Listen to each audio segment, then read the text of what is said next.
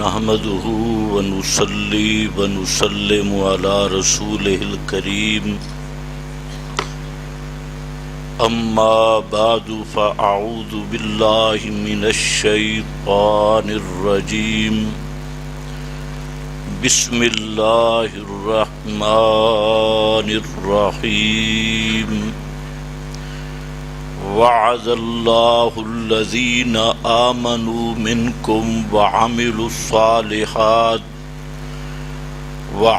الصالحات ليستخلفنهم في الأرض الآية۔ انتہائی قابل قدر معزز علماء کرام، طلباء اعظام، مخلص مواحد بھائیوں، آج کا یہ پروگرام کوئی باقاعدہ جلسہ یا کانفرنس نہیں تھا، بلکہ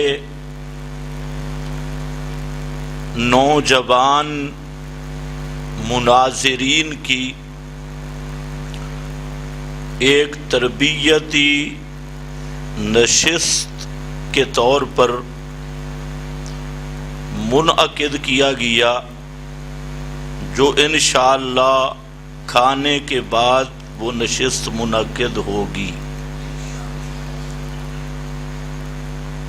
تو چونکہ ہماری جماعت کے نوجوان مناظرین اس تربیتی نشست کے سلسلہ میں تشریف لے آ رہے تھے، تو میرے ذہن میں یہ بات آئی کہ چلو وقت کو غنیمت سمجھا جائے اور ان علماء کرام کے بعض کے بیانات وہ آپ حضرات کو بھی سنا دیے جائیں ترغیباً۔ چند ساتھیوں نے مختصر بیان کیے اور بہت سارے ساتھی جو مجھے نظر آ رہے ہیں وہ ابھی باقی ہیں، ان کو بیان کا موقع نہیں مل سکا۔ ہمارے حضرت مولانا نعمت اللہ صاحب، اسی طرح حضرت مولانا ضیاء اللہ صاحب، اسی طرح انعام اللہ صاحب اور دیگر پنجاب کے ساتھی بھی، خیبر پختونخوا کے ساتھی بھی جو اس غرض سے تشریف لائے، تو میں ان سے امید کرتا ہوں کہ ہماری اس وقت کی قلت کی معذرت کو قبول کریں گے۔ میں خود بھی انشاءاللہ اب زیادہ ٹائم نہیں لوں گا۔ ذہن تو تھا کہ مسئلہ خلافت پر مفصل گفتگو ہو اور اس کے ہر پہلو کو سامنے رکھا جائے، لیکن الحمدللہ ہمارے ان نوجوان ساتھیوں نے بہترین قسم کے تحقیقی اور علمی بیان فرما دیے ہیں۔ اللہ تعالی ان کے ان بیانات کو اپنی بارگاہ میں قبول فرمائے۔ میرے بھائیوں، جہاں تک خلافت کا مسئلہ ہے تو 3 قسم کے لوگ ہیں۔ نمبر 1 منکرین خلافت،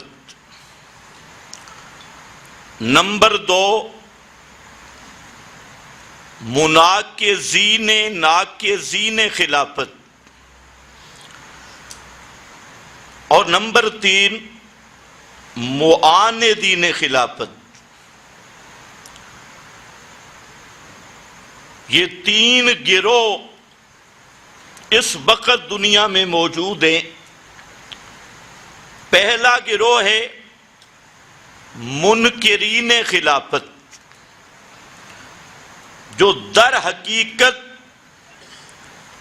خلافت ہی کے منکر ہیں، اور دوسرا گروہ ناقضین خلافت، جو خلافت پر نقض پیش کرتی ہیں، اور تیسرا معاندین خلافت ہیں، جو نظام خلافت کے مد مقابل طاغوتی نظام کے پیروکار اور جاگیردارانہ شیطانی جمہوریت کے پجاری۔ تو یہ 3 عنوانوں پہ گفتگو کرنا ضروری ہے، لیکن آج ہمارا موضوع سخن ہے ناقضین خلافت۔ منکرین خلافت وہ آدمی ہے جو نبی کریم صلی اللہ علیہ وسلم کو اس وقت بھی دنیاوی حیات کے ساتھ زندہ مانتا ہے، تو وہ خلافت کا منکر ہے، چاہے وہ خلافت کے نام پہ تجارت کرے، خلافت کے نام پہ جماعتیں بنائے، خلافت کے نام پہ بینر بنائے، خلافت کے نام پہ جلوس نکالے۔ کیوں؟ جب تک اصل موجود ہو خلیفہ بن سکتا نہیں۔ اگر رسول اللہ صلی اللہ علیہ وسلم اس وقت دنیاوی حیات کے ساتھ زندہ ہیں تو پھر خلافت کا سوال ہی کوئی نہیں، خلافت اصل کے ہوتے ہوئے ہو سکتی نہیں۔ آپ صلی اللہ علیہ وسلم جب تک دنیاوی حیات سے زندہ رہے تو خلافت کا مسئلہ چلا، تو خلافت ہوتی تب ہے کہ نبی کریم صلی اللہ علیہ وسلم کے لیے حقیقتاً موت مانی جائے، حقیقی موت، اور جس موت سے دنیاوی حیات کا انقطاع مانا جائے۔ اور اگر صرف قرآن و سنت کے واضح اور صریح انکار سے پردہ پوشی کرنے کے لیے ایک آدمی کہتے ہیں جی ہم موت کے تو قائل ہیں، لیکن موت آئی حیات ختم نہیں ہوئی، تو بھائی وہ موت کیسی ہے؟ موت بھی ہو اور قاطع حیات بھی نہ ہو۔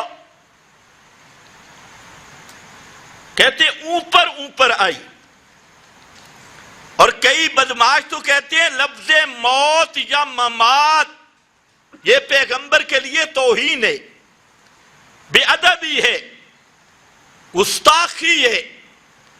تو اس لیے یاد رکھنا کہ خلافت کا وہ آدمی قائل ہو سکتا ہے جو نبی کریم صلی اللہ علیہ وسلم کے لیے حقیقتاً موت کا قائل ہے کہ آپ پہ موت آئی اور دنیاوی حیات ختم ہو گئی۔ جو اس کا قائل نہیں وہ بے شک جتنے مرضی ڈانس کرے وہ خلافت کا قائل بن سکتا نہیں۔ تو یہ ہیں وہ گروہ جو منکرین خلافت ہے، خلافت کے منکر۔ اور نمبر 2 ناقضین، جن کا دعویٰ یہ ہے کہ ابو بکر صدیق رضی اللہ تعالی عنہ یہ معاذ اللہ خلیفہ برحق نہیں۔ حضرت فاروق اعظم، حضرت عثمان غنی رضی اللہ تعالی عنہما، یہ تینوں حضرات خلفائے برحق نہیں، اور ان کا دعویٰ یہ ہے کہ خلیفہ بلا فاصل پیغمبر کریم کے بعد وہ حضرت علی المرتضی۔ تو یہ ہے ناقضین خلافت کہ خلفائے ثلاثہ حضرت ابو بکر عمر عثمان رضی اللہ تعالی عنہم اجمعین، ان کی خلافت حقہ نہیں ان کے نزدیک، اور خلیفہ بلا فاصل وہ کہتے ہیں یہ حضرت علی۔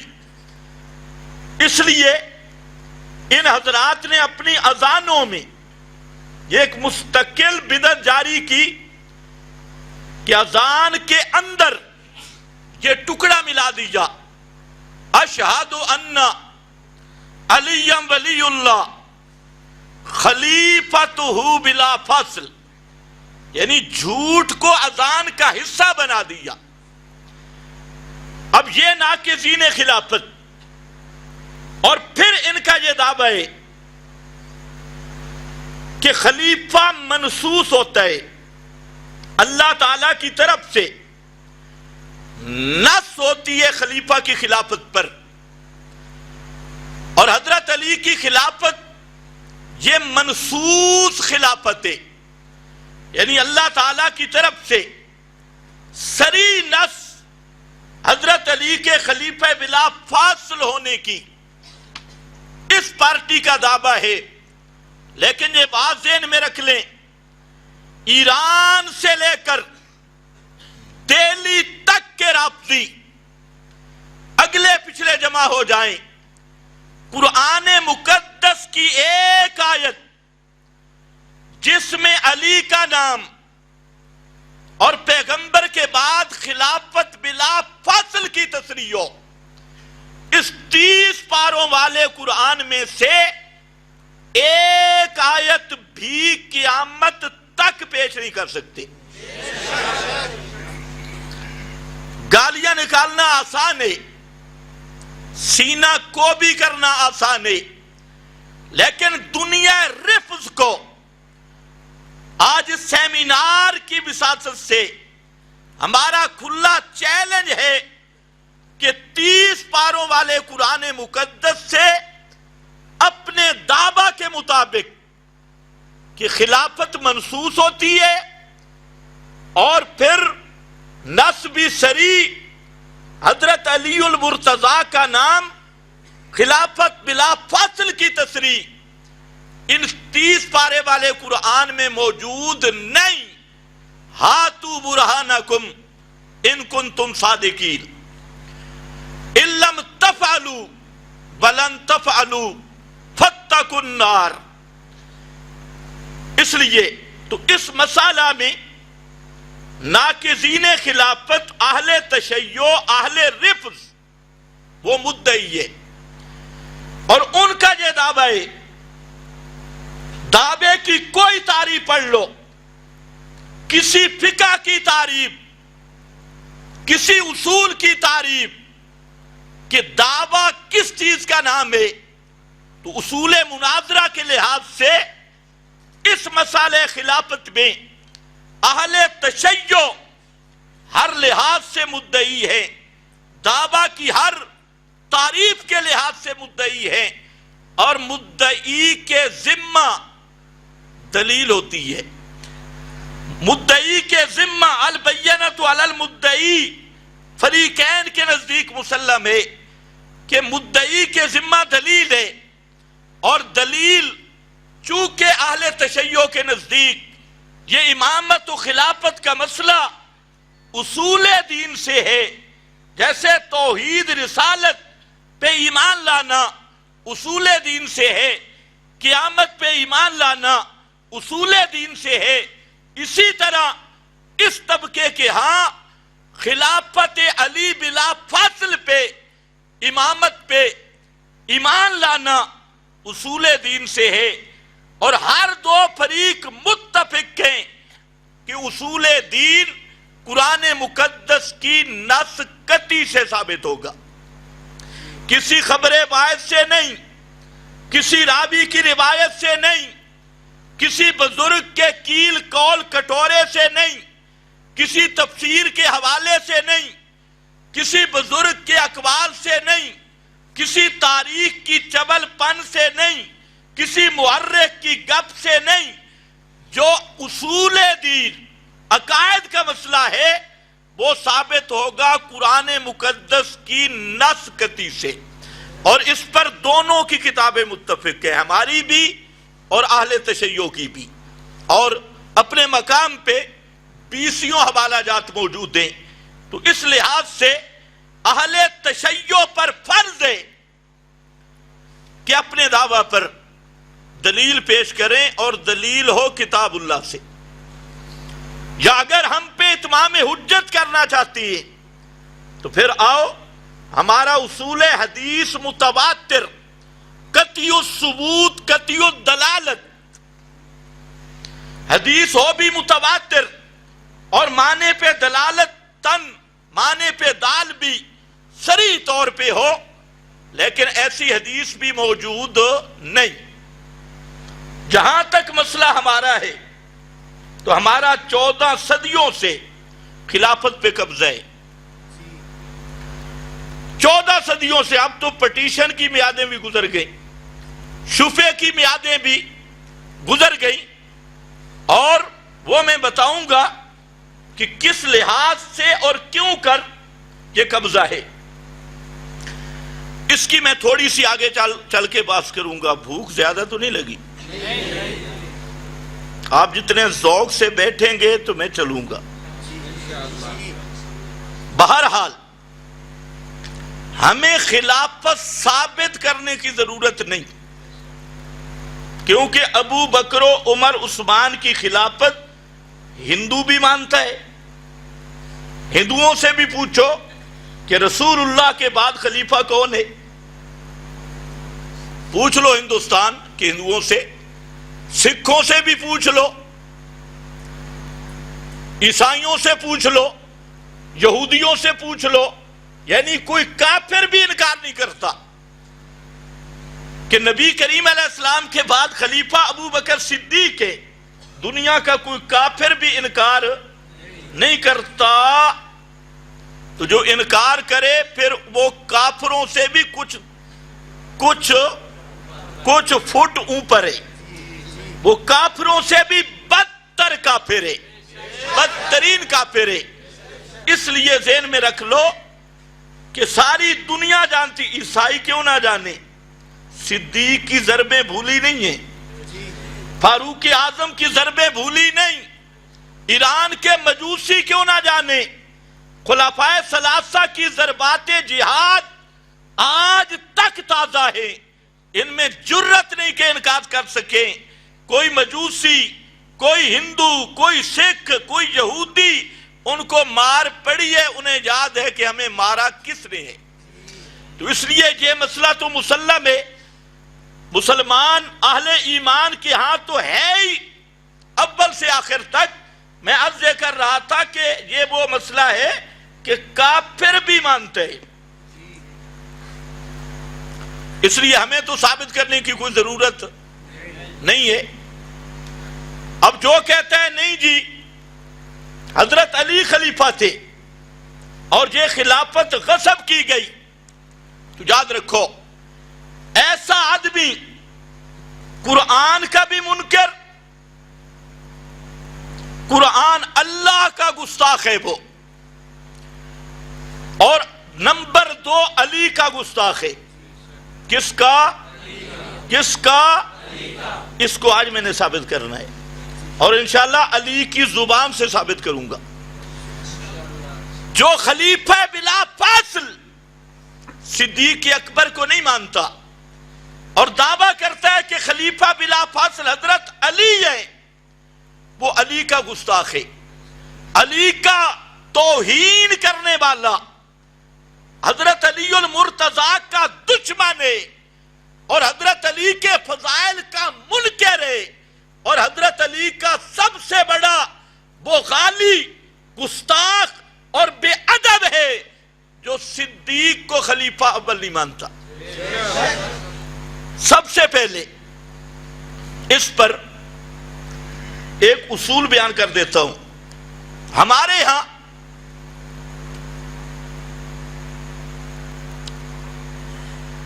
تو مسئلہ صاف ہے کہ حضرت صدیق اکبر کو خلیفہ کس نے محتاط الاسباب، تحت الاسباب، ایک تو ہے فوق الاسباب، تو وہ تو سوائے اللہ کے کسی کا کام بھی نہیں۔ تحت الاسباب، آپ کے ہاتھ پہ بیعت کس نے کی تھی؟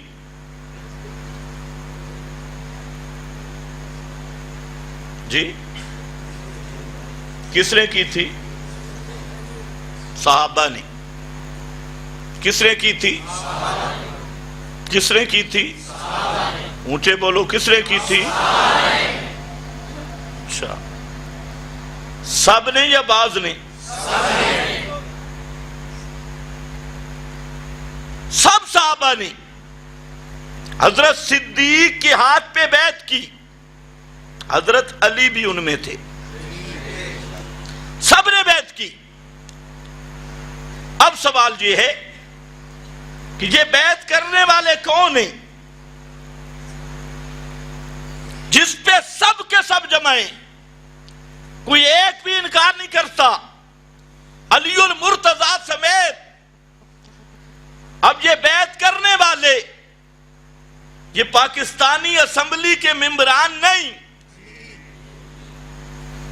یہ کسی پارلیمنٹ دنیاوی کے رکن نہیں، جنہوں نے صدیق کو اپنا امام مانا یہ وہ ہے جن کے بارے میں قرآن 25 شہادتیں دیتا ہے۔ کتنی؟ شروع کہاں سے ہوتی ہے؟ ابتدائی شہادت کاتبہ فی قلوبہم الایمان، کاتبہ فی قلوبہم الایمان، یہ وہ مان رہے ہیں جن کے دلوں میں اللہ نے خود ایمان لکھ دیا۔ کاتبہ، پیغمبر سے بھی نہیں لکھوایا، پیغمبر سے تزکیہ کروایا، یزکیہم، تعلیم کروائی، یعلمہم الکتابہ، قرآن کی تعلیم کروائی، پیغمبر کو معلم بنایا، پیغمبر کو ان کا استاد بنایا، ان کا تزکیہ کروایا۔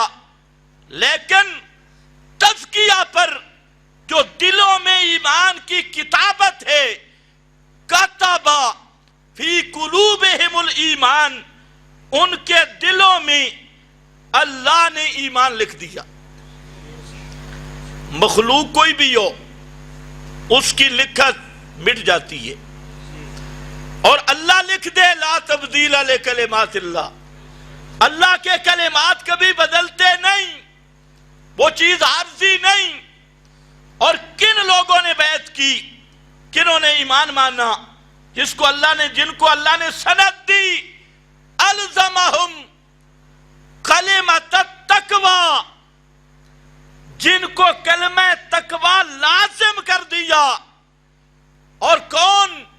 کرہ الیکم الکفر والفسوق والعصیان، تین چیزوں کی گارنٹی دے دی۔ یہ وہ جماعت ہے ان کے قریب کفر بھی نہیں آ سکتا، فسق بھی نہیں آ سکتا، عصیان بھی نہیں آ سکتا۔ یہ کس کی گارنٹی ہے؟ اگر یہ ابو بکر صدیق کو خلیفہ بنانا کفر ہوتا، ناجائز ہوتا، کفر ہوتا، فسق ہوتا، عصیان ہوتا، تو اللہ کی خبر صحیح بنتی یا غلط بنتی؟ پتہ نہیں تمہیں سمجھ بھی آ رہی ہے کہ اللہ نے خبر دی ہے کہ یہ وہ ہیں ان کے پاس کفر بھی نہیں آتا، آ سکتا نہیں، کر رہا الیکم الکفر والفسوق والعصیان، تین چیزوں کی گارنٹی مل گئی۔ آج جو لوگ باتیں کرتے ہیں جی، وہ قیاس کرتے ہیں جی کوئی پاکستانی پارلیمنٹ ہے، پاکستانی شورا ہے۔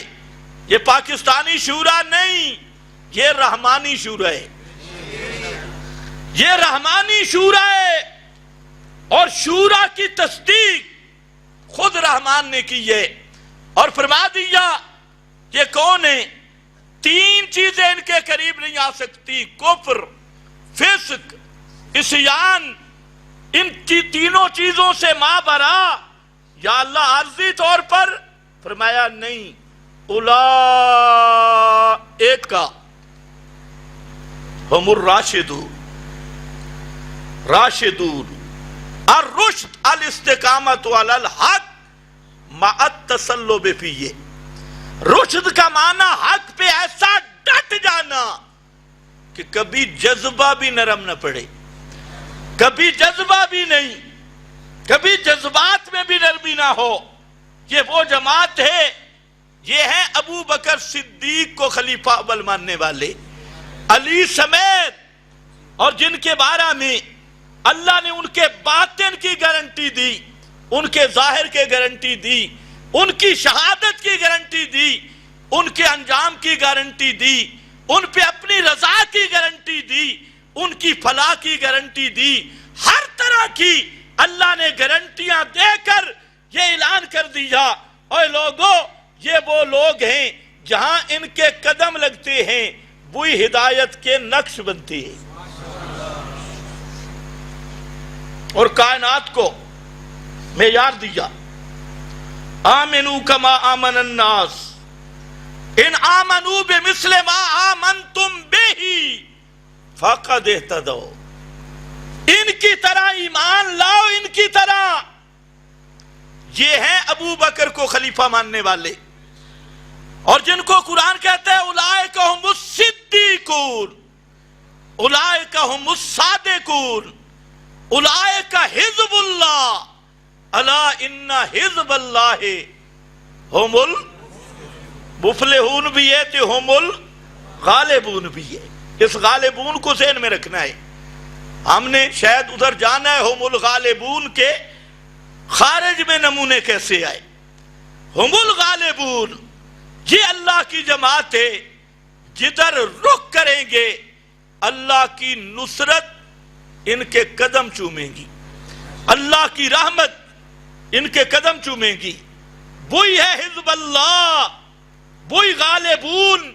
روم کی طرف رخ کیا، غالبون، کیسر و کسرا کی طرف رخ کیا، غالبون، حتیٰ کہ حضرت معاویہ کے زمانے تک برس اپنا عجم تک پہنچے، روس تک پہنچے، کابل تک پہنچے۔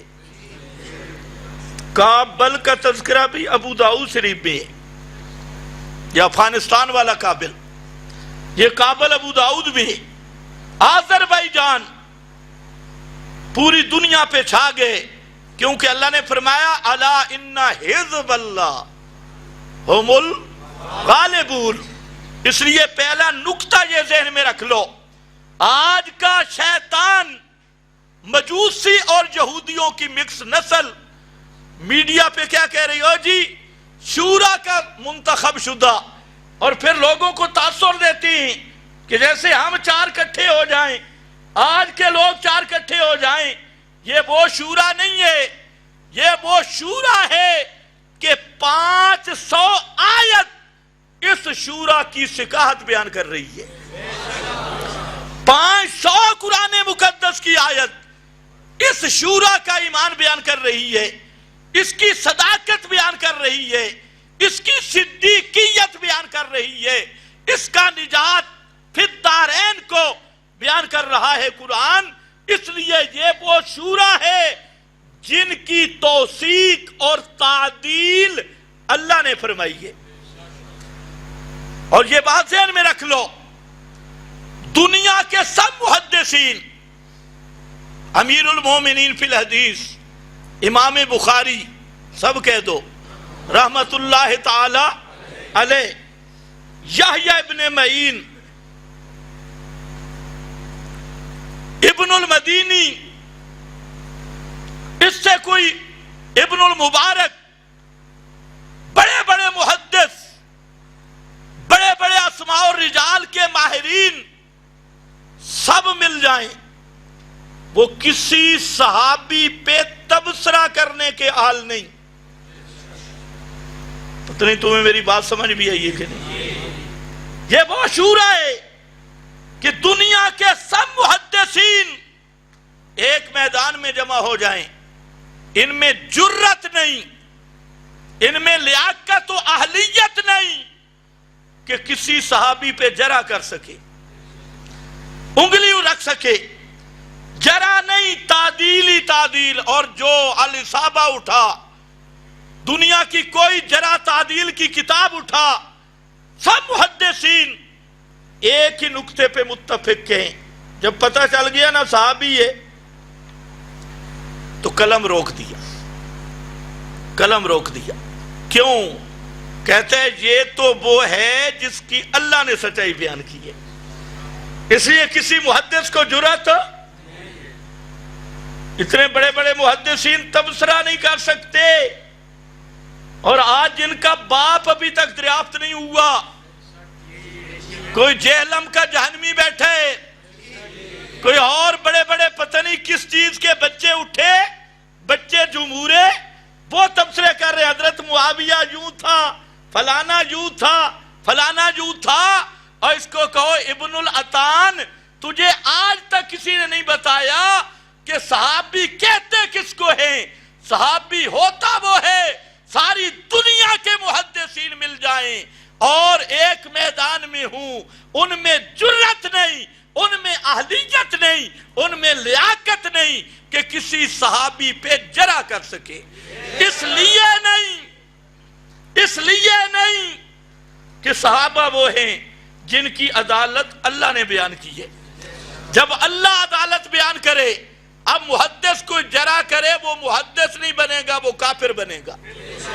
اب مورخ کو جرح کرے، جب اللہ نے تعدیل بیان کر دی، اللہ کی تعدیل کے بعد اب کوئی راوی جرح کرے، کوئی مورخ جرح کرے، کوئی محدث جرح کرے، کوئی مفسر جرح کرے، کوئی بزرگ جرح کرے، کوئی امام جرح کرے، وہ کافر تو بن سکتا ہے، صحابی کی عزت مجروح نہیں ہو سکتی۔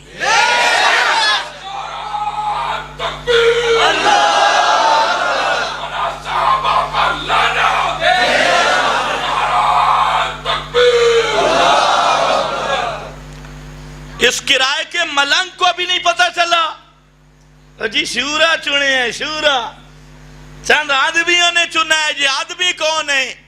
چند ان آدمیوں نے چنا ہے جن کو رب نے چنا ہے۔ پتہ نہیں تمہیں سمجھ بھی آئی ہے کہ نہیں؟ ابو بکر صدیق کو خلیفہ ان لوگوں نے چنا ہے جن لوگوں کو کس نے چنا ہے؟ کس نے چنا ہے؟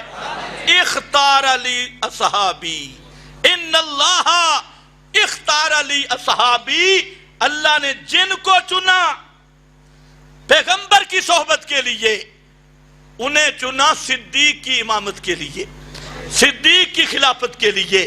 خیر بہرحال یہ تو ایک بنیادی بات تھی۔ اب رہا یہ مسئلہ، قرآن مقدس میں 12 آیات جن سے خلافت موعودہ کا ثبوت ہے۔ توجہ میری طرف رہے، کس کا؟ خلافت موعودہ کا۔ ایک شیعہ مولوی نے مجھ پہ اعتراض کیا تھا کہ تم اہل سنت کہتے ہو خلافت منصوص نہیں، پھر قرآن کیوں پڑھتے ہو؟ اہل تشیع کا عقیدہ ہے خلافت منصوص ہے، اور تم کہتے ہو تمہارے نزدیک خلافت منصوص نہیں، پھر تم قرآن کیوں پڑھتے ہو؟ میں نے کہا بالکل ٹھیک، ہم کہتے ہیں خلافت منصوص نہیں لیکن خلافت موعود ہے۔ کیا کہا میں نے؟ کیا کہا میں نے؟ ہم قرآن پڑھتے ہیں موعود ہونے پر۔ اللہ نے خلافت کا وعدہ کیا، 12 آیات، اب تفصیل نہیں ہو سکتی، چند آیات کی طرف میں اشارہ کر کے، اور جو دوسری شک میں نے بیان کی ہے، جو علی کو خلیفہ بلا فصل مانتا ہے، ابو بکر کو نہیں مانتا، وہ علی کا منکر ہے، وہ علی کا گستاخ ہے، وہ علی کا بے ادب ہے، وہ علی کا دشمن ہے، وہ دشمن علی ہے۔ علی علی کر کے سب سے بڑا علی کا باغی، سب سے بڑا علی کا دشمن۔ اور یہ میں اپنی بات بھی نہیں، اپنے مرشد علی کی بات کروں گا۔ علی خود کہے گا کہ اس سے بڑا میرا دشمن کوئی بھی نہیں۔ اب سنو، ایک آیت ہے، آیت استخلاف، سورۃ نور میں۔ اس آیت میں اللہ رب العزت نے ایک وعدہ کیا، آیت نمبر 55 سورۃ نور ہے، وعد اللہ الذین آمنوا، وعدہ کیا اللہ نے ان لوگوں سے جو ایمان لائے، منکم، تم میں سے، وعملوا الصالحات، اور کام کیے بھلے، لَيَسْتَخْلِفَنَّهُمْ، جہاں دو باتیں سمجھنی ہیں۔ پہلی بات، اللہ نے جو وعدہ کیا ہے اس پر سنی شیعہ متفق ہیں کہ اللہ نے جہاں خلافت کا وعدہ کی ہے، یہ اتفاقی بات ہے۔ اب مسئلہ یہ ہے کہ یہ وعدہ کن سے ہے، کس سے وعدہ کی ہے؟ اس کو میں لفظ بول رہا ہوں، موعود لہم، موعود لہم، یہ وعدہ کس کے لیے؟ اور نمبر 2، یہ وعدہ کس چیز کا ہے، کن چیزوں کا ہے؟ تو سمجھنی ہے بات، یہ دو نکتے۔ پہلا نکتہ، وعد اللہ الذین آمنوا، اللہ نے وعدہ کیا کن سے؟ الذین آمنوا، ان سے جو ایمان لا چکے ہیں، وعملوا الصالحات، اور عمل کر چکے ہیں، منکم، تم میں سے، آمنو ماضی، عملوا الصالحات ماضی، یہ دونوں صیغے بتا رہے ہیں کہ یہ وعدہ ان لوگوں سے ہے جو اس آیت کے نزول سے پہلے ایمان لا چکی ہے، منکم، اور اس آیت کے اولین مخاطبی جو بعد میں آئے وہ بالطبع اس میں شامل ہوں گے، بالاسالت، اور در حقیقت یہ جو وعدہ ہے یہ ان کے ساتھ ہے جو آیت کے نزول سے پہلے ایمان لا چکے ہیں، اور وہ اس آیت کا اولین مخاطب ہیں، منکم۔ اب یہاں سے اہل تشیع کہتے ہیں نہیں، یہ وعدہ پورا ہوگا مہدی کے زمانے، اور جو انہوں نے مہدی بنایا اس کا وجود ہی کوئی نہیں، وہ مصنوعی مہدی ہے، جو ان کو کوئی مال زمان، اس کا وجود ہی نہیں۔ لیکن میں کہتا ہوں ذرا توجہ کہ یہ وعدہ مخاطبین حاضرین سے ہے یا جو 14 صدیوں میں ابھی تک نہیں آیا اس سے؟ کیا دلیل ہے؟ الذین آمنوا وعملوا الصالحات منکم، تم میں سے، یہ پیغمبر کے سامنے بیٹھے ہیں، تم میں سے، آیت کے وقت تک مومن بھی ہے نزول تک، اور مخاطب بھی ہے۔ مہدی تو ابھی تک پیدا ہی نہیں ہوا، اور وہ کہتے ہیں چھپا ہوا ہے، وہ باہر ہی نہیں آ رہا،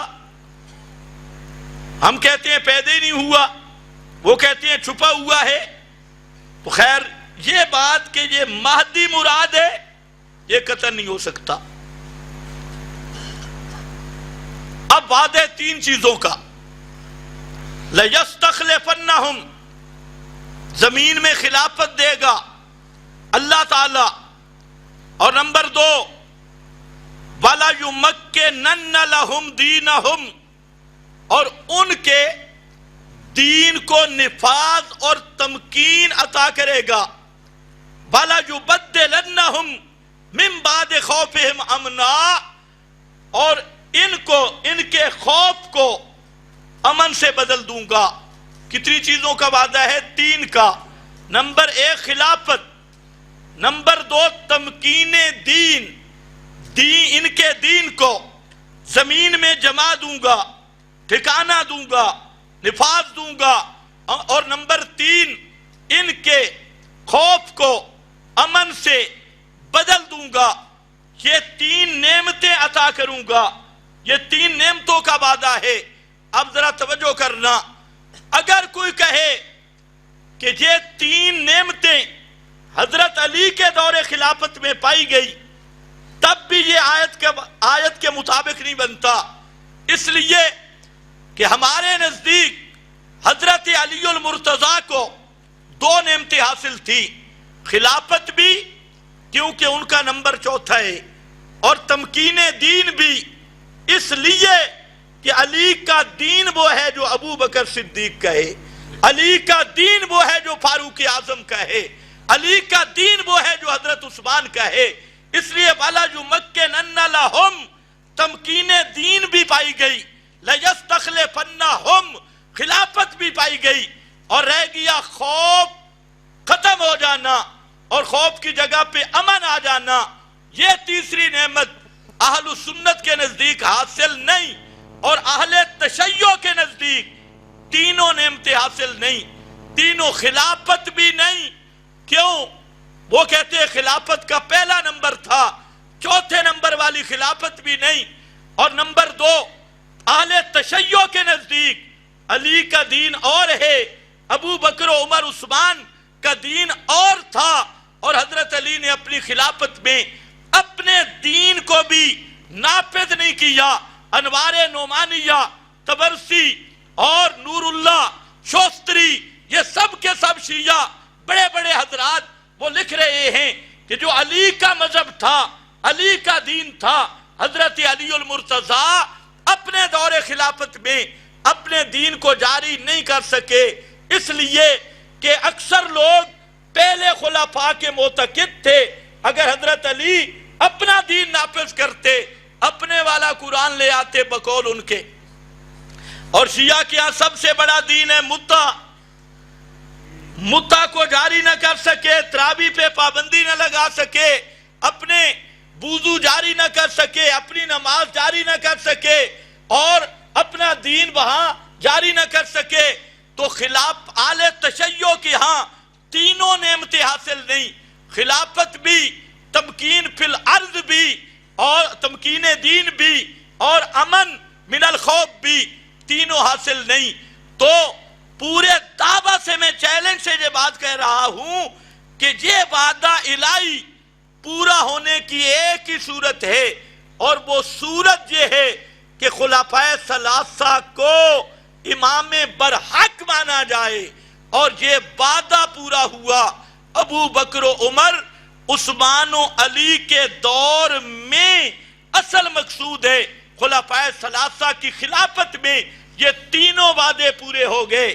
تاریخی شہادتیں، حدیثی شہادتیں، اور اہل سنت اہل تشیع دونوں کی کتابیں متفق ہیں کہ یہ دور کون سا تھا. یہ دور تھا ابو بکر و عمر عثمان علی کا، اور خصوصاً پہلے 3 خلفاء کا، جس میں خلافت بھی ملی، تمکین دین بھی ملی، اور امن من الخوف بھی ملا. یہ تینوں نعمتیں حاصل ہوئی. اگر خلفائے ثلاثہ کو برحق خلیفہ نہ مانا جائے، یا بالفاظ دیگر ابو بکر صدیق کو برحق امام نہ مانا جائے، خلیفہ نہ مانا جائے، تو اللہ کا یہ وعدہ سچا ہو سکتا ہی نہیں. اور جو اللہ کو وعدوں میں جھوٹا کہے، اللہ کا گستاخ ہے نہیں ہے. جو اللہ کو کاذب کہے کہ اللہ نے وعدہ کیا اور وعدہ پورا اور یہ وعدہ پورا ہونے کی صورت ایک ہی ہے کہ ابو بکر کی خلافت کو حق مانا جائے، فاروق اعظم کی خلافت کو حق مانا جائے، عثمان غنی کی خلافت کو حق مانا جائے۔ اگر یہ نہیں تو کعبہ کے رب کی قسم اللہ کا یہ وعدہ اس کے پورے ہونے کی کوئی صورت خارج اور نفس الامر میں موجود ہی نہیں ہے، اور اللہ کا وعدہ غلط ہو جائے گا، اور جو اللہ کے وعدوں کو غلط کہے کافر تو ہے ہی ہے، نہ کہو وہ اللہ کا گستاخ ہے، اللہ کا گستاخ ہے۔ ایک اب اسی طرح اسی آیت کو وعد اللہ الذین آمنوا منکم، جیسے خلافت ثابت ہوئی، تینوں کا آمنو بھی ثابت ہو گیا، عامل الصالحات بھی ثابت ہو گیا، اب رہ گیا جی ابتدان ٹھیک تھے امتحان ٹھیک نہیں، فرمایا دیکھو یعبدوننی ولا یشرکون بی شیئا، خلافت سے پہلے آمنو پکے ایمان والے عمل صالح والے، اور خلافت کے بعد یعبدوننی ولا یشرکون بی شیئا، بعد میں بھی پکے موحد اور توحید کے علمبردار، یہ ثابت ہو گیا۔ اب قرآن خود بولا تمہارے فتووں کی ضرورت نہیں، فرمایا وَمَنْ كَفَرَ بَعْدَ ذَلِكَ، جو اس کے بعد اب بھی انکار کرے خلفائے ثلاثہ کی خلافت کا، اللہ کی اس نعمت کا جو انکار کرے، وہ کیا ہے؟ فَأُولَئِكَ هُمُ الْفَاسِقُونَ، وہ کون ہے؟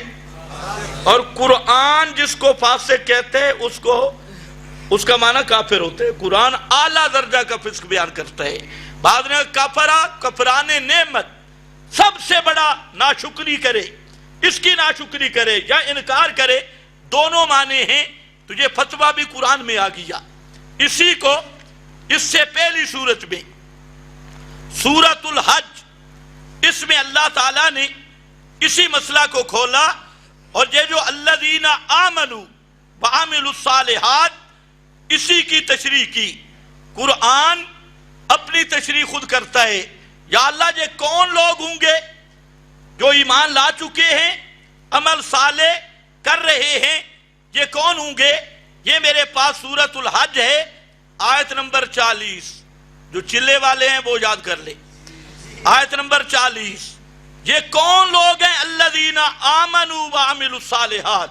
فرمایا الذین اخرجوا من دیارہم بغیر حق، یہ وہ ہیں جو اپنے گھروں سے نکالے گئے بغیر کسی وجہ کے، ہاں ایک ہی ان کی تھی وجہ، الا ان یقولوا ربنا اللہ، الا ان یقولوا ربنا اللہ، صرف توحید کی وجہ سے گھروں سے نکالے گئے۔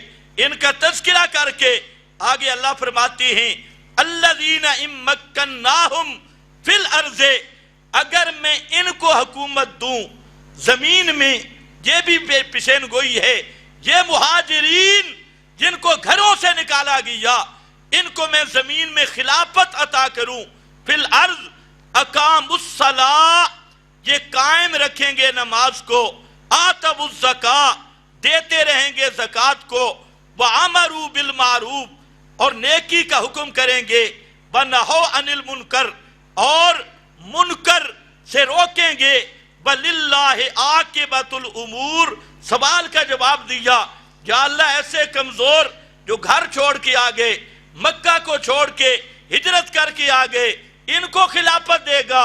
فرمایا سارے کاموں کی باغ ڈور یہ صرف اللہ کے ہاتھ میں ہے، وہ نصرت کر سکتے ہیں۔ اب اس آیت کو بھی، اس آیت دونوں کو ملا لو کہ وہاں الذین آمنوا وعملوا الصالحات کون ہیں؟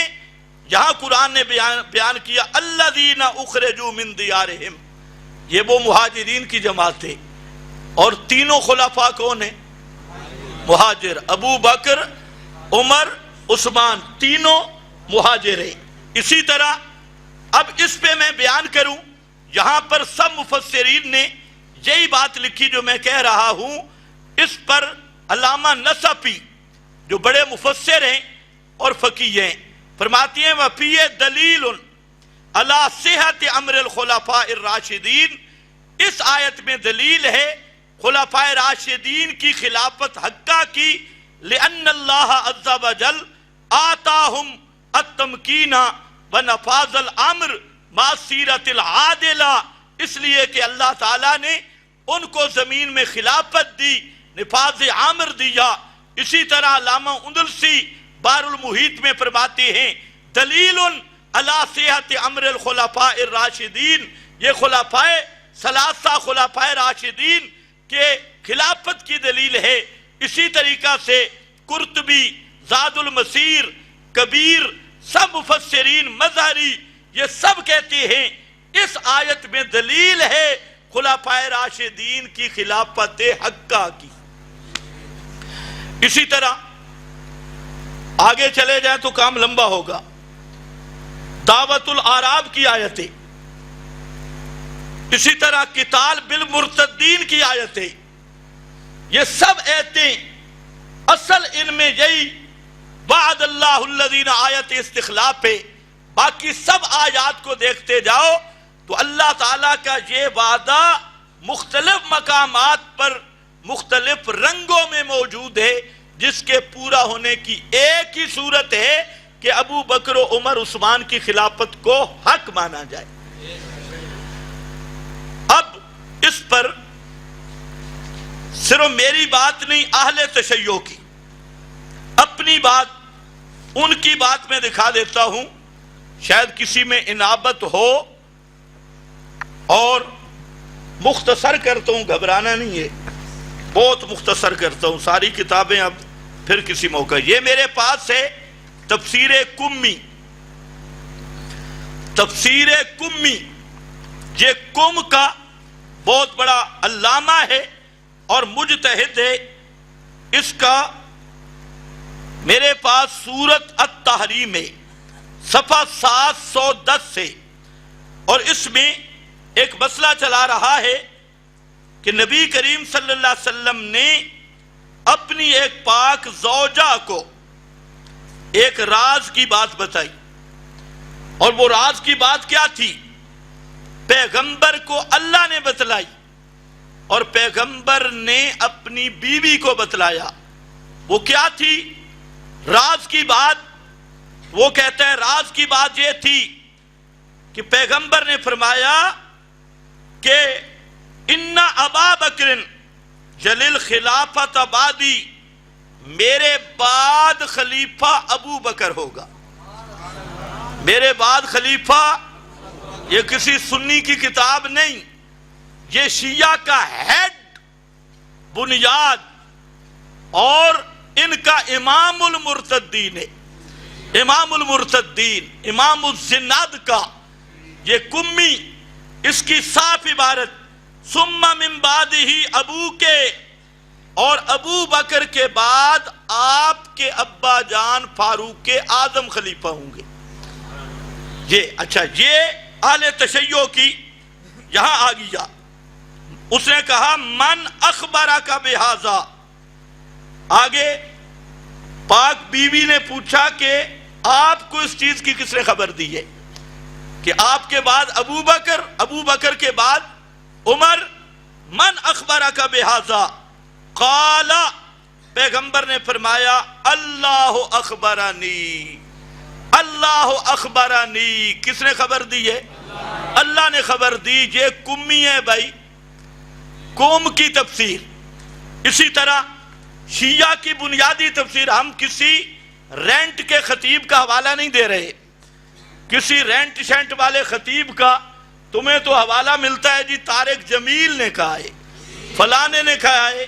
ہم طارق جمیل کا حوالہ بھی نہیں دے رہے اور کسی رینٹ کے خطیب کا بھی نہیں دے رہے.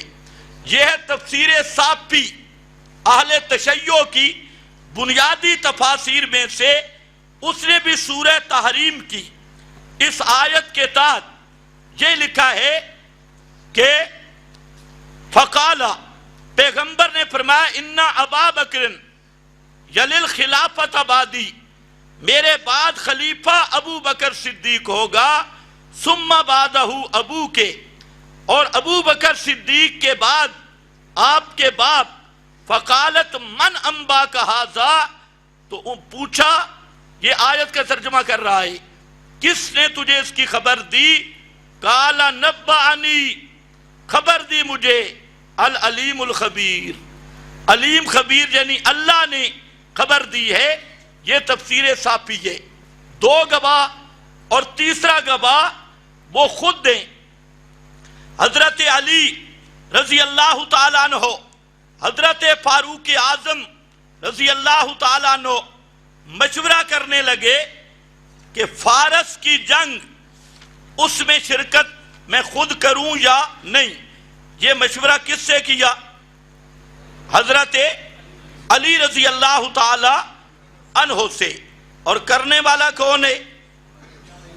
حضرت عمر فاروق اعظم۔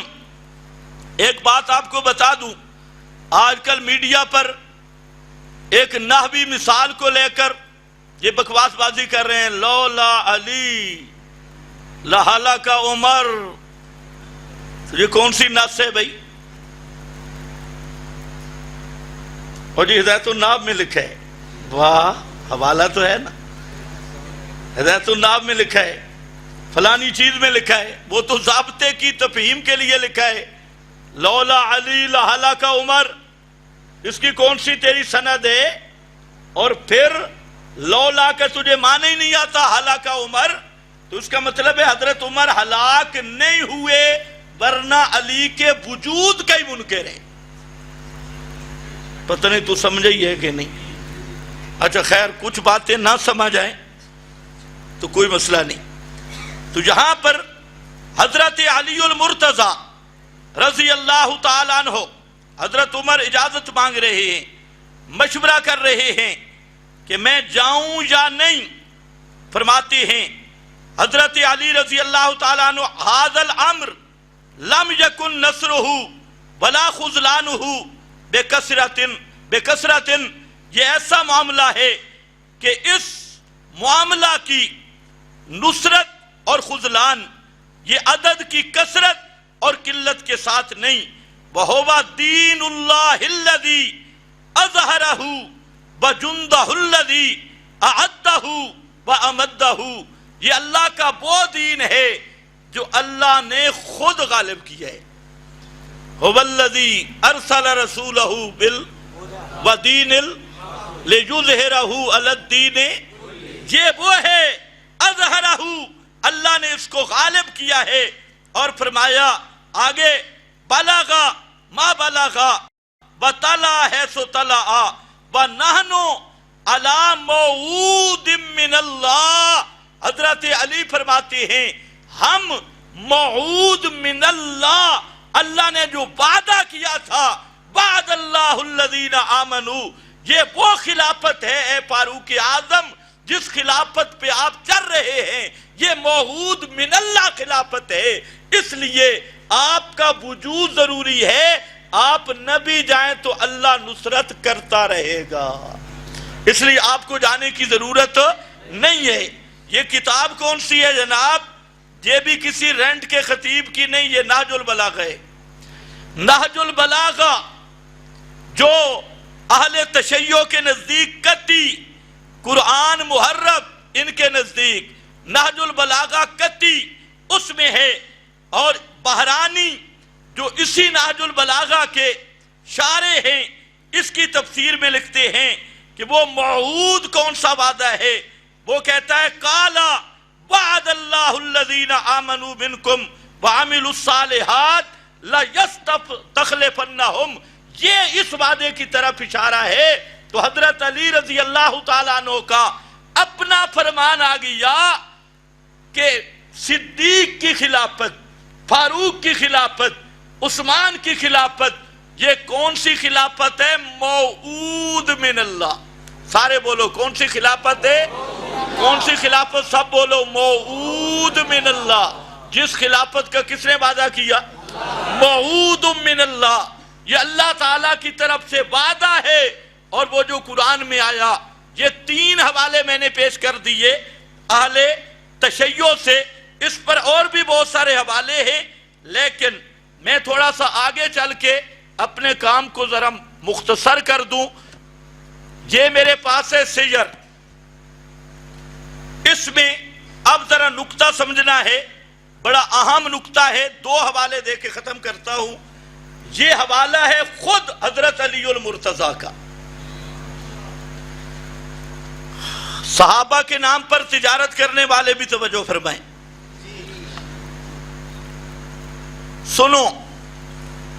حضرت حسن فرماتی ہیں، قال لما قدم علی، میں نے کہا جو صدیق کی خلافت بلا فاصل کا منکر ہے وہ علی کا گستاخ ہے، اور وہ علی کی ولایت کا منکر ہے، اور جتنے علی کے منکر پر فتوے ہیں سارے اس پہ فٹ ہیں، اور ان سب فتووں کا خلاصہ ہے مدعے کی نسل ہے، بے نسب ہے۔ لما قدم علی البصرہ تھا، حضرت علی المرتضیٰ بصرہ میں تشریف لائے، توجہ سے سننا ہے فرمان علی، آئے قام الیہ ابن القبا، ابن القبا ایک بزرگ ہے، وقیس ابن عباد، یہ 2 کھڑے ہوئے، ابن القبا اور قیس، اور انہوں نے فقال لہو، دونوں نے سوال کر دیا، الا تخبرنا ام مسیرک ھذا الذی سرت فیہ تتولی علی الامہ تضرب بعضهم ببعض احد من رسول اللہ عہدہ الیک فحدثنا۔ ان دونوں کے سوال کا خلاصہ یہ تھا کہ امیر المومنین بتائیں، اب جب کہ آپ امت کے والی بنے، خلیفہ بنے، امت میں اختلاف ہے، بعض کی گردن مار رہا ہے، اور آپ یہاں تشریف لائے، آپ ہمیں یہ بتائیں کہ آپ جو خلیفہ بنے ہیں 4تھے نمبر پر، تو بتائیں اللہ کے رسول صلی اللہ علیہ وسلم نے آپ کی خلافت کے متعلق کوئی بات کی تھی یا نہیں؟ مطلب کیا تھا؟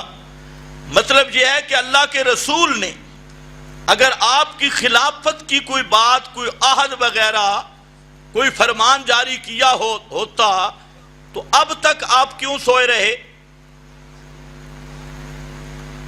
3 خلفاء پہلے گزر گئے تو آپ نے پہلے دعویٰ کیوں نہیں کیا؟ یہ سائل کا سوال تھا، توجہ ہے میری طرف؟ بڑا اہم حوالہ ہے۔ اب تک آپ نے دعویٰ کیوں نہیں کیا؟ اور اگر رسول اللہ صلی اللہ علیہ وسلم سے کوئی ایسا فرمان جاری نہیں ہوا تو پھر اب کیا ضرورت پڑ گئی ہے؟ یہ صحافیوں کا سوال تھا، 2 آدمیوں نے پوچھ لیا، احد من رسول اللہ عہدہ، کیا رسول اللہ صلی اللہ علیہ وسلم سے کوئی فرمان جاری ہوا تھا تیرے متعلق؟ فحدثنا، پس ہمیں بیان کر، فانت الموثوق المامون، اس لیے کہ تو موثوق و مامون ہے، یعنی تیری بات پہ ہمیں پورا یقین ہے، آپ جو خبر دیں گے ہم مانیں گے۔ الا ما سمعتا فقال اما ان یکون عندی احد من النبی فی ذالک فلا۔ حضرت علی نے فرمایا سنو، جہاں تک مسئلہ یہ ہے کہ اللہ کے رسول صلی اللہ علیہ وسلم نے میری خلافت کے بارے میں کوئی فرمان جاری کیا ہو، فلا، ایسی کوئی بات نہیں۔ اللہ کے رسول نے میری خلافت کا کوئی فرمان جاری، بولو جاری نہیں کیا۔ کون کہہ رہے ہیں؟ حضرت علی المرتضیٰ۔ پیغمبر نے میری خلافت کا کوئی فرمان جاری نہیں کیا، اس کو ذہن میں ذرا رکھتے ہو، نہیں جاری کیا۔ فلا، آگے ذرا سننا، واللہ ان کنت اول من صدق بہ فلا اکون اول من کذب علی، اللہ کی قسم اگر سب سے پہلے میں پیغمبر کی تصدیق کرنے والا ہوں تو یہ نہیں ہو سکتا کہ سب سے پہلے میں پیغمبر پہ جھوٹ بولوں.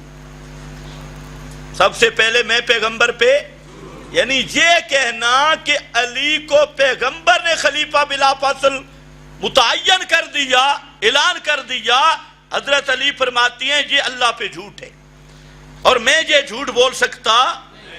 سب سے پہلے میں نے رسول کی تصدیق کی. اب کیسے ہو سکتا ہے کہ میں اپنی طرف سے بات گھڑوں؟ پیغمبر نے میری خلافت کا کوئی فرمان جاری نہیں کیا اور میں علی کہوں کہ جاری کیا تو پھر پہلا میں ہوں گا من کذب علی، جو اللہ رسول پہ جھوٹ بولنے والا ہو. یہ نہیں ہو سکتا. اس نقطے کو بھی ذہن میں رکھنا. آگے فرماتی ہیں وَلَوْ كَانَ عِنْدِي مِنَ النَّبِيِّ أَحَدٌ، سنو بصرہ والو، اگر کوئی پیغمبر کی طرف سے میری خلافت بلا فصل کا فرمان ہوتا، کوئی ہوتا، پیغمبر مجھے نامزد کرتے خلیفہ بلا فصل، احد فی ذالک ما ترکت اخا بنی تیم وعمر ابن الخطاب یقومان علی منبرہی. فرمایا اگر رسول اللہ صلی اللہ علیہ وسلم کا کوئی فرمان ہوتا میری خلافت بلا فصل کا تو خبردار ابو بکر اور حضرت فاروق اعظم کو میں پھر کبھی رسول اللہ کے منبر پہ نہ چھوڑتا. کون کہہ رہا ہے؟ کون کہہ رہے ہیں؟ حضرت علی فرماتے ہیں اگر کوئی نص ہوتی، کوئی عہد ہوتا، کوئی فرمان ہوتا تو پہلے دونوں خلفاء کو میں منبر پہ نہ چھوڑتا. کیوں؟ آگے خود وجہ بیان کرتے ہیں. اس کی وجہ کیا ہے آپ خود سوچیں. اگر رسول صلی اللہ علیہ وسلم نے حضرت علی کو خلیفہ بلا فاصل بنا دیا ہو اور علی چپ کر کے رہا ہو تینوں خلفاء کے زمانے میں، تو یہ قصور خلفاء ثلاثہ کا ہوگا یا علی کا ہوگا؟ پتہ نہیں تمہیں سمجھ بھی آئی ہے کہ نہیں. اگر رسول اللہ صلی اللہ علیہ وسلم حضرت علی کو خلیفہ بلا فاصل متعین کر دیں اور حضرت علی چپ کر کے ان کے پیچھے نمازیں پڑھتے رہیں اور تین خلفاء کا دور گزر جائے، یہ نام ہی نہ لیں، تو پیغمبر کی وصیت کا منکر ابو بکر صدیق ٹھہرے گا یا خود علی ٹھہریں گے؟ سب سے بڑے منکر کون ٹھہریں گے؟ حضرت. اس لیے میں کہتا ہوں جو خلفاء ثلاثہ کی خلافت کا منکر ہے اس سے بڑا دشمن علی بن سکتا ہی کوئی نہیں ہے. سب سے بڑا وہ گستاخ علی ہے، سب سے بڑا وہ دشمن علی ہے. وہ یہ کہنا چاہتا ہے کہ علی نے پیغمبر کے فرمان کا انکار کیا، اللہ کے فرمان کا انکار علی نے کیا ہے. حضرت علی اپنی صفائی پیش کر رہے ہیں وَلَوْ كَانَ عِنْدِي مِنَ النَّبِيِّ أَحَدٌ فِي ذَلِكَ، اگر اس معاملہ میں اللہ کے رسول کی طرف سے کوئی عہد ہوتا میرے پاس من النبی، تو یاد رکھنا تو پھر میں کبھی نہ چھوڑتا ما ترکت اخا بنی تیم. بنی تیم، اخا بنی تیم یعنی ابو بکر صدیق. ادبن کنیہ ذکر کر رہی ہے، نسبت ذکر کر رہی ہے. ادبن وعمر ابن الخطاب، ان کو کبھی علی منبر ہی پیغمبر کے منبر پہ نہ چھوڑتا. بھلا قاتلتہما بجدی، میں اپنے ہاتھ سے لڑائی کرتا، میں اپنے ہاتھ سے.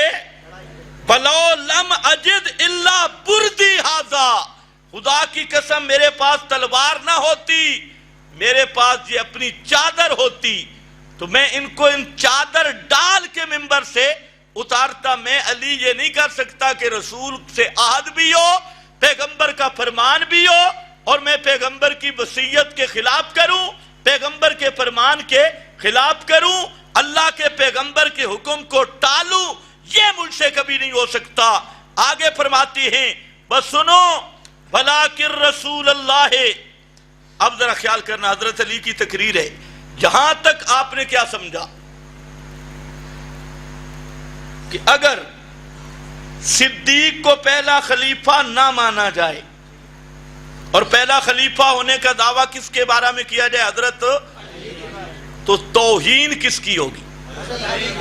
اس نقطے کو سمجھو، توہین کس کی ہوگی؟ تو یہ رافضی گستاخی کس کی کرتی؟ ان رافضیوں سے بڑا دشمن علی کوئی نہیں۔ یہ کہتے ہیں کہ پیغمبر نے وصیت کی اور علی نے پیغمبر کی وصیت ٹھکرا دی۔ نص تھی، جبریل آیا تھا بار بار کہ نبی کے بعد خلیفہ آپ ہیں۔ حضرت علی فرماتے ہیں اگر میرے بارے میں کوئی عہد ہوتا نا، میں کبھی بھی اس عہد سے پیچھے نہ ہٹتا۔ لیکن اصل بات کیا ہے؟ آگے وضاحت فرمایا اصل بات یہ ہے کہ پیغمبر کریم صلی اللہ علیہ وسلم ولیکن رسول اللہ لم یقتل قتلا، پیغمبر کریم شہید نہیں ہوئے، ظاہری شہادت نہیں ہوئی، بلم یمت فجاعتن، اور آپ اچانک بھی وفات نہیں پائی۔ مکث فی مرضہ ایامن و لیالی، پیغمبر کریم اپنی مرض میں کئی دن کئی راتیں رہے۔ یاتیہ المؤذن، کئی دنوں تک آپ بیمار رہے۔ مؤذن آتا تھا، اجازت مانگتا تھا، اعلام کرتا تھا بالصلاۃ، نماز کا۔ فَيَعْمُرُ أَبَا بَكْرٍ فَيُصَلِّي بِالنَّاسِ، کئی دن تک آپ بیمار رہے اور ہر نماز پہ مؤذن آ کے پوچھتا یا رسول اللہ نماز کا ٹائم ہو گیا، تو آپ کس کو؟ فَيَعْمُرُ أَبَا بَكْرٍ، آپ ابو بکر صدیق کو حکم دیتے فَيُصَلِّي بِالنَّاسِ، بس وہ لوگوں کو نماز پڑھاتا۔ بہوا جرا مکانی، اے ذرا نشتر سننا، حالانکہ رسول اللہ صلی اللہ علیہ وسلم میرے مرتبے کو جانتے تھے۔ ہوا جرا مکانی، میرے مرتبے میری شان کو اللہ کے رسول سمجھتے تھے، اس کے باوجود نمازوں کا امام کس کو بنایا؟ نمازوں کا امام کس کو بنایا؟ اور یہ نہیں، آگے دوسری کتاب میں لست مریضاً ولا غائباً، میں مریض بھی نہیں تھا غائب بھی نہیں تھا، وہاں تندرست تھا، موجود تھا، لیکن اس کے باوجود، اور یہ بھی نہیں کہ کوئی رابطہ نہ ہو، ہر نماز میں آپ سے پوچھا جاتا، اطلاع دی جاتی کہ اللہ کے رسول نماز کا ٹائم ہو گیا، تو آپ ابو بکر کو حکم دیتے کہ یصلی بالناس، لوگوں کو نماز پڑھائیں۔ وَهُوَ جَرَا مَكَانِي وَلَقَدْ ارادت امرات من نسائه، حضرت علی فرماتی ہیں آپ کی پاک بیویوں میں سے ایک ماں، ہماری ماں، آپ کی زوجہ محترمہ، اس نے آپ کے سامنے عرض بھی کی کہ ابو بکر دل کے کمزور ہیں، آپ کی فراق پہ برداشت نہیں کریں گے، ان تصرفہ عن ابی بکر، درخواست بھی کی ہماری ماں نے، مراد حضرت عائشہ صدیقہ رضی اللہ تعالی عنہا، انہوں نے یہ عرض بھی کی، اور مقصد تھا کہ ابو بکر کو امامت کی بجائے کوئی اور امام بنے۔ اس کے فَعَبَا وَغَضِبَا، پیغمبر کریم نے انکار کیا اور اس پر ناراضگی ظاہر کی کہ یا اللہ والمومنون، اللہ بھی انکار کرتا ہے، مومن بھی انکار کرتے ہیں، ابو بکر موجود ہو اور امامت کے مصلی پہ کوئی اور کھڑا ہو، یہ کیسے ہو سکتا ہے؟ یہ سب کون بیان کر رہے ہیں؟ حضرت علی المرتضیٰ۔ آگے ذرا دیکھنا ہے، فرمایا مرو ابا بکر یصلی بالناس، آپ نے فرمایا ابو بکر کو حکم کرو لوگوں کو نماز پڑھائے۔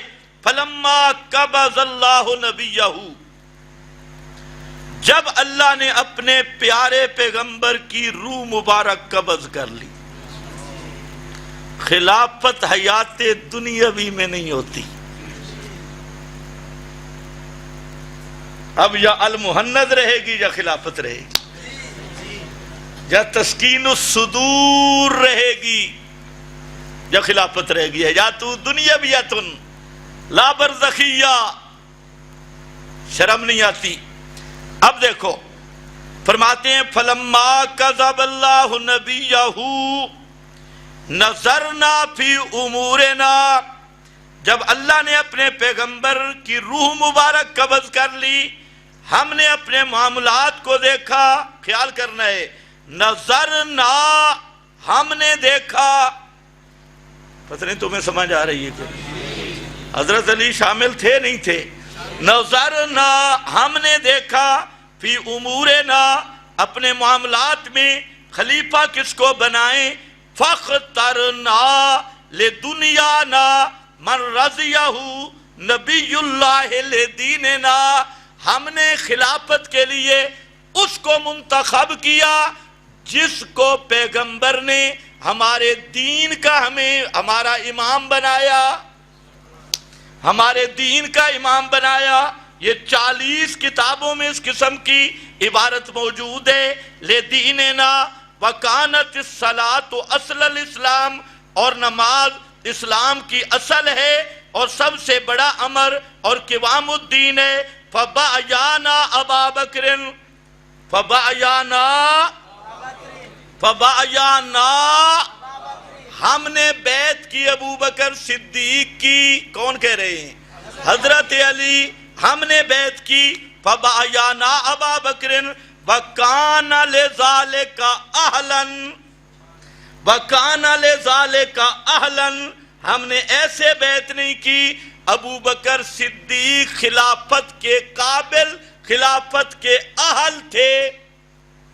کان لذالک اہلا لم یختلف علینا منا اثنان، اتنے صحابہ میں سے 2 آدمیوں نے بھی اختلاف نہیں کیا ابو بکر صدیق کی خلافت پر، اثنان، 2 نے بھی اختلاف نہیں کیا، سب نے مانی۔ ولم یشہد بعضنا علی بعض ولم نقطع منہ البراء فادیت الی ابی بکر حقہ، حضرت علی فرماتے ہیں ابو بکر صدیق اس کا آل تھا، میں نے ابو بکر کو اس کا حق دیا ہے، میں نے ابو بکر کو اس کا، یہ ہے پیر علی کا فرمان۔ اور قرآن پاک کو آدمی دیکھے تو پیر علی کی زبان سے قرآن کے موتی بکھر رہے ہیں، خلاصہ کانو احق بہا و اہلہا، قرآن نے بھی یہی کہا کہ یہی اس کے حقدار بھی تھے، اس کے اہل بھی تھے۔ لم یختلف علیہ منا اثنان، لوگ کہتے ہیں علی نے بیعت نہیں کی، حضرت علی کہتے ہیں ابو بکر کو خلیفہ بنایا ہی میں نے، ہم نے بنایا ہے۔ آگے اگلا جملہ مزیدار ہے، فَأَدَّيْتُ إِلَىٰ أَبِي بَكْرٍ حَقَّهُ وَعَرَفْتُ لَهُ طَاعَةً، اور میں نے ابو بکر صدیق کی اطاعت کر کے دکھائی ہے۔ عَرَفْتُ لَهُ طَاعَتَهُ وَغَزَوْتُ مَعَهُ فِي جُنُودِهِ، اور میں علی ابو بکر صدیق کے لشکر کا ایک سپاہی بن کے جہاد کرتا رہا ہوں۔ غزوت مَعَهُ فِي جُنُودِهِ وَكُنْتُ آخُذُ اِذَا آتَانِي، اور میں وہی چیز لیتا تھا جو مجھے ابو بکر دیتے تھے، وظیفہ، مال غنیمت جو ابو بکر صدیق میرا حصے میں دیتے تھے وہ لیتا تھا۔ آگے وَأَغْزُو اِذَا أَغْزَانِي، اور میں جہاد کرتا تھا جب مجھے جہاد کا حکم کرتے تھے۔ اور صرف اتنا نہیں، اضرب بین جدیہ بے سیوتی، فرمایا بے صوتی، سیوتی بھی شاید اسی سے، بے صوتی، تو میں جب حضرت علی رضی اللہ تعالیٰ عنہ حدود کا نفاذ ہوتا تھا اور مجھے کہتے علی اٹھ، اس کو کوڑے لگا، تو میں نے کبھی نہیں کہا کہ میں بڑا ہوں، میں جلاد بن کے اس مجرم کو کوڑے مارتا تھا، سوتی۔ یہ اس کے بعد کہتے ہیں فلما قبضا واللہ عمر، جب حضرت صدیق پہ موت آئی، حضرت عمر خلیفہ بنے، فاخذ بسنت صاحبہ وما یعرف من امرہ فبایعنا عمر، ہم نے حضرت عمر اپنے رفیق، اپنے ساتھی کے نقش قدم پہ چلے، اپنے پیش رو، ہم نے ان کی بیعت کی، ان کی نوکری کی۔ آگے وہی الفاظ ہیں جو صدیق کے لیے ہیں۔ تو میں عرض یہ کر رہا ہوں، یہ ایک گواہی ہے حضرت علی المرتضیٰ کی، فرماتے ہیں اگر اللہ کے رسول مجھ سے یہ کوئی عہد لیتے یا پیغمبر کریم صلی اللہ علیہ وسلم میری خلافت بلا فاصل کی کوئی بات کرتے، میں علی لڑنے کے لیے کچھ بھی نہ ہوتا، اپنے ہاتھ سے اپنی چادر سے لڑنا پڑتا، تب بھی لڑتا، پیغمبر کی وصیت کو کبھی نہ چھوڑتا۔ تو اب یہ کہنا کہ حضرت علی نے چھوڑ دیا، یہ توہین کس کی ہے؟ سمجھا جے رہا ہوں، یہ توہین کس کی ہے؟ اونچے بولو، کس کی ہے؟ حضرت علی رضی اللہ تعالیٰ عنہ۔ یہ دوسری شہادت ہے حسن مثنیٰ، یہ حضرت حسن کے بیٹی ہیں،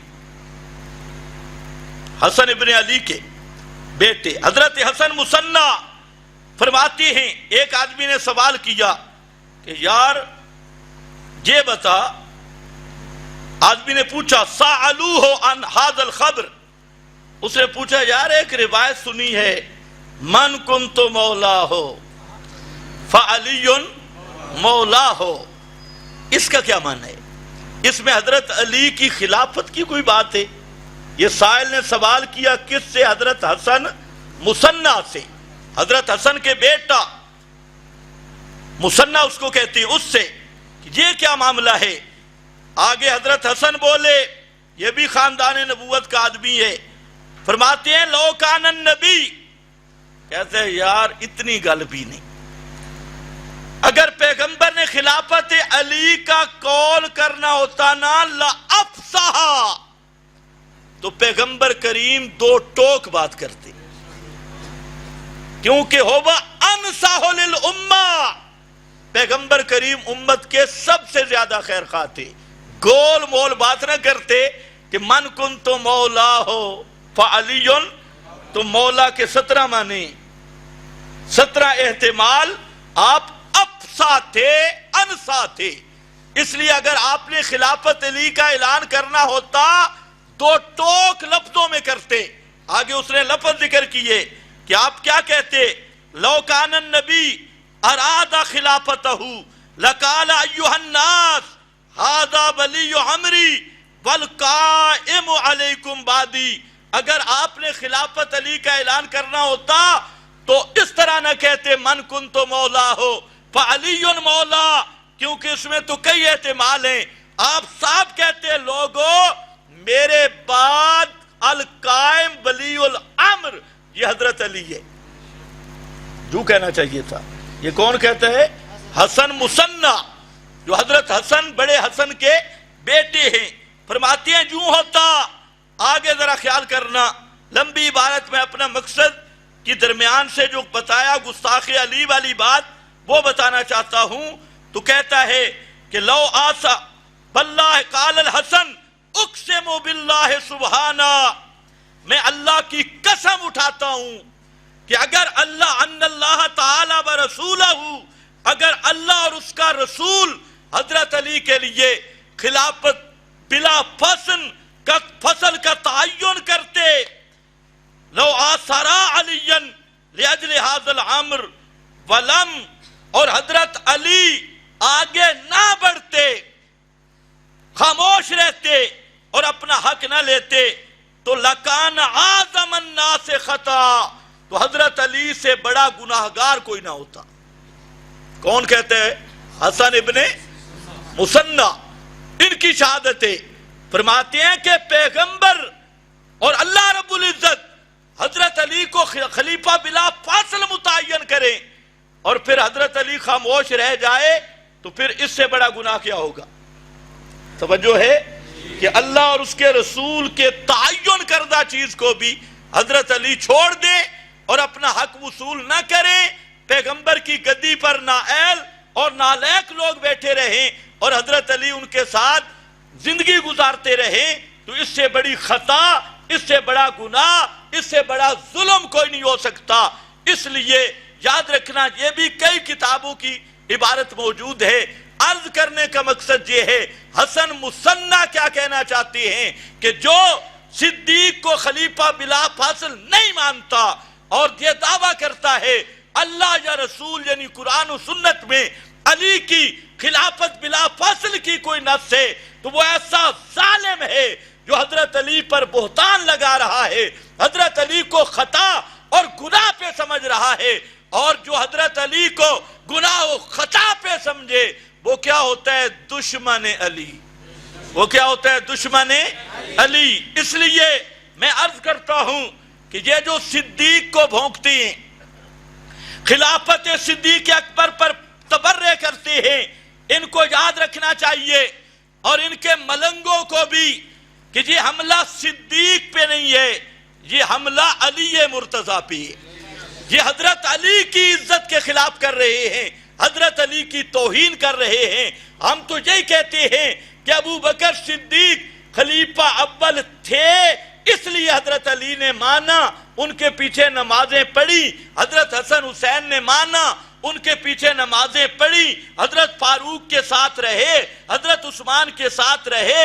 اور نہج البلاغہ میں ہے، جب حضرت علی اپنی خلافت کے دور میں آئے اور خلافت کا انعقاد ہونے لگا، حضرت علی نے دلیل یہ پیش کی، فرمایا خلافت میں خلیفہ ہوں چوتھے نمبر پر۔ کیوں؟ فرمایا کہ مجھے ان لوگوں نے منتخب کیا ہے جنہوں نے ابو بکر و عمر عثمان کو منتخب کیا تھا۔ یہ دلیل دی حضرت علی نے۔ اس پر تو خیر بہت لمبی باتیں ہیں، میں نے مختصر ایک بات کی، اور تیسری بھی سن لو، وہ ہے معاندین خلافت۔ معاندین خلافت جو خلافت کا نظام نہیں چاہتے، شریعت کا، ہاں اب نہیں بولیں گے، شریعت کا نظام، خلافت کا نظام۔ ابھی طالبان نے اعلان کیا ہے نفاذ شریعت کا، اور ملحدین کی پینٹیں گیلی ہو گئی ہے۔ آپ کے جتنے صحافی، آپ کے حکمران، ملحد اور بے دین طبقہ اور ملحد بے دین ملا، وہ کانپ رہا ہے۔ اب وہ جمہوریت کی چھتری کے نیچے چھپنے جا رہا ہے۔ اس لیے ہم دعا کرتے ہیں اللہ ان طالبان کو بھی حقیقتاً کتاب و سنت کے نفاذ کی توفیق عطا فرمائے، اور خالص اقامت توحید و سنت کی توفیق عطا فرمائے۔ ہم ان کے لیے بھی دعا کرتے ہیں، لیکن یہ بھی ذہن میں رکھنا کہ خلافت کا قیام جب تک نہیں ہوگا، اس وقت تک دین کو تمکین نہیں ملے گی۔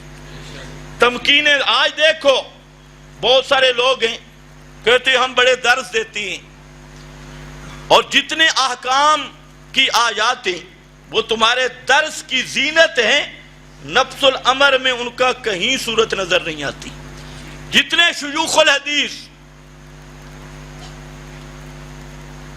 بخاری پڑھا رہے ہیں، فقہ پڑھا رہے ہیں، ہدایہ کی پہلی جلد ہو، ہدایہ پہلی جلد، اس کی تو کہیں صورت نظر آئے گی، لیکن 3 جلدیں اور بھی ہیں۔ مشکات بخاری، اس میں بھی کتاب الطہارت، کتاب الصلاۃ تک آپ کو مل جائے گا۔ اس کے بعد جتنی بخاری، مسلم، ابو داؤد، ترمذی، ابن ماجہ، نسائی اور پورے احکام القرآن، وہ سب کے سب نفس الامر میں معطل ہیں۔ اس کی وجہ یہ ہے کہ خلافت نہیں اور اقامت دین نہیں ہے، اور اقامت دین کی محنت کرنا تمام اہل ایمان پہ فرض ہے۔ اور یہ یاد رکھ لو، اقامت دین ووٹ کے ذریعے سے نہیں ہوگی، الیکشن کے ذریعے سے نہیں ہوگی۔ جو لوگ ووٹوں کا بہانہ بنا کر، الیکشن کا بہانہ بنا کر لوگوں کو کہہ رہے ہیں نفاذ اسلام کی بات، یاد رکھو یہ خود بھی دھوکے میں ہیں، امت کو بھی دھوکہ دے رہے ہیں۔ نظام خلافت اس راہ سے آئے گا جس راہ سے پیغمبر کریم نے نافذ کیا، اور وہ راہ کیا ہے؟ الجہاد، وہ جہاد کا راستہ ہے۔ اور اس دور میں اللہ تعالیٰ نے وہ صورت ہمیں دکھا دی، ان پگڑیوں والوں، داڑھی والے، مدرسوں کے طالب علم، یہ 14ویں صدی کے ہو کر بھی معلوم ہوتا ہے کتاب و سنت اور جہاد کے ناموں کے بھی اللہ نے لاج رکھ لی ہے، اور 14ویں صدی کے لوگوں کو بھی اس قرآن اور سنت کے نام اور جہاد کی صورت اور جہاد کے نام کی لاج پر ان نہتے لوگوں کے ہاتھوں 52 سپر طاقتوں کو شکست ہوئی ہے۔ اور یہ جب امریکہ آ رہا تھا، ہم وہ دور بھی دیکھا ہے، ہم اس وقت طالب علم تھے، امریکہ آ رہا تھا، ہمارے آخری دور تھا طالب علمی کا، اور ساری دنیا کی زبان پہ تھا مولویت مٹ گئی، اور الہاد، کفر، زندقہ، انہوں نے پوری مشینریاں لگائیں، 20 سال تک بارود برسایا، گولے برسائے، اور دنیا کی سپر طاقتیں آئیں، لیکن 20 سال کے بعد اللہ تعالیٰ کی لعنت کا وہ ان پہ جوتا پڑا کہ اب جو بائیڈن امریکہ کا صدر ہے، میں اس کی تقریر سن رہا تھا، وہ خبیث کا بچہ اپنی تقریر بھی سیدھی نہیں کر سکتا، اور آج سے 20 سال پہلے تمہارا وردی والے کی وردی گیلی ہو گئی تھی، ایک فون پر وردی گیلی ہو گئی، اور جی امریکہ آ رہا ہے۔ ان طالب علموں نے بتا دیا، ان سٹوڈنٹوں نے بتا دیا جو دینی طالب علم ہیں کہ دنیا میں کوئی طاقت نہیں، طاقت ایک ہی ہے، لا الہ الا اللہ، یہ صرف لا الہ الا اللہ کی طاقت ہے۔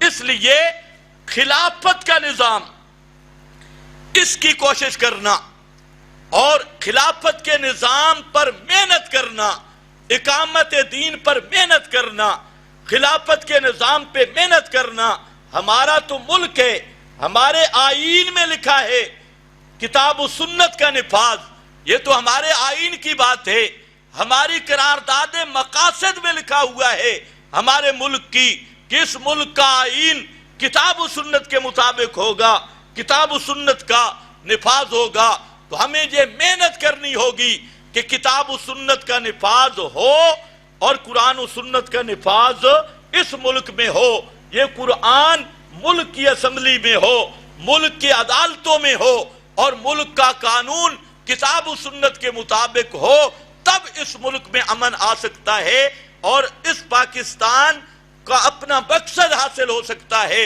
تو بہرحال آج جتنے بھی طاغوتی نظام کے پیروکار، طاغوتی نظام کے کسی نہ کسی درجے میں مددگار اور طاغوتی نظام کے چہیتے اور اس کو چاہنے والے، یہ جاگیردارانہ نظام، یہ سیاست کے فرعون، کیا کہہ رہا میں لفظ، یہ سیاست کے فرعون آج وہی ہیں 1857 کی جنگ آزادی میں جن کے آباء و اجداد نے مسلمانوں سے غداری کر کے انگریز کا ساتھ دیا، انگریزوں کی نوکری کی، ان کے کتوں کو نہلایا، ان کی میموں اور میموں کو نہلایا، ان کے آباء و اجداد چاہے وہ گدی نشین ہیں یا خواجہ خواجگان ہیں یا اس سے کوئی بڑا لوڈر ہے یا زمیندار ہیں، انہوں نے ان کے نام جاگیریں کی، زمینیں کی، اور پھر جب انگریز جانے لگا